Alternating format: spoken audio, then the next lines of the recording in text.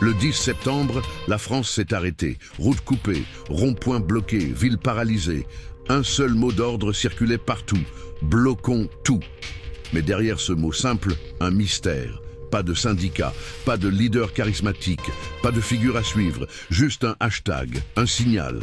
Et pourtant, en quelques jours, tout un pays a vacillé. Alors, que s'est-il passé réellement? Et surtout, est-ce le début d'un nouveau type de révolte? Le matin du 10 septembre, les premiers blocages apparaissent presque spontanément. À Rennes, des ronds-points sont pris d'assaut. À Brest et Lorient, des routes stratégiques sont coupées. Dans le centre de la Bretagne, de simples groupes de jeunes barrent des départementales. Et partout, les images affluent. TikTok, Instagram, Telegram. En quelques heures, des milliers de vidéos se propagent. Des voitures à l'arrêt, des banderoles, des slogans filmés à la volée. Le mouvement prend forme, non pas dans des salles syndicales, mais directement sur les réseaux. Les images ressemblent parfois à des manifestations classiques. Mais un détail change tout. Aucun organisateur n'apparaît. Pas de secrétaire général en première ligne, pas de figure centrale pour expliquer les revendications, juste des visages anonymes, souvent jeunes, et un flux d'images partagées en boucle.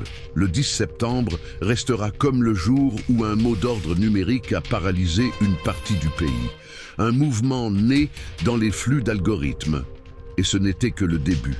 À peine 3 jours plus tard, un nouvel appel circule. Pas une convocation nationale, pas un communiqué officiel, mais des messages qui se répètent « On ne relâche pas la pression ». Acte 2, samedi.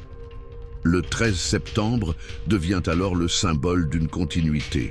Les blocages annoncés sont plus ciblés, moins massifs que le 10, mais stratégiques. Rocades, zones logistiques, entrées de villes, rassemblements devant des mairies.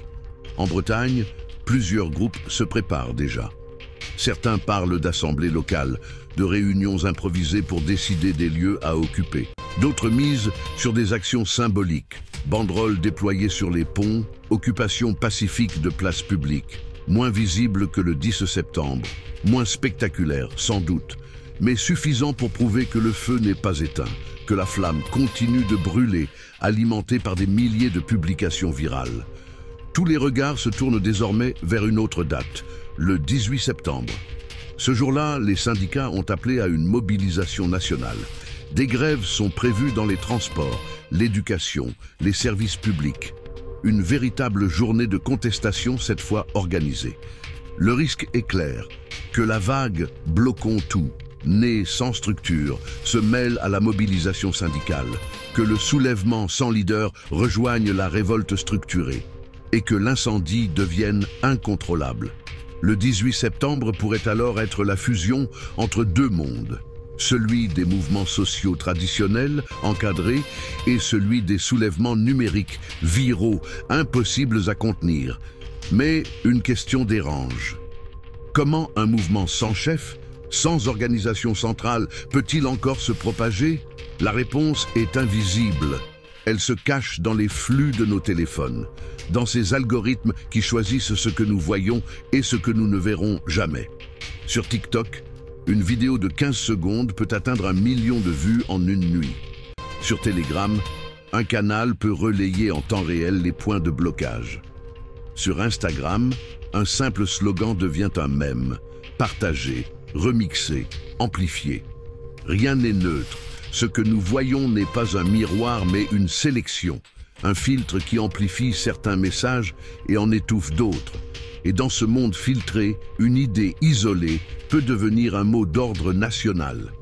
Bloquons tout n'est pas seulement une révolte, c'est une démonstration du pouvoir algorithmique, un soulèvement amplifié par des intelligences invisibles, celles des plateformes.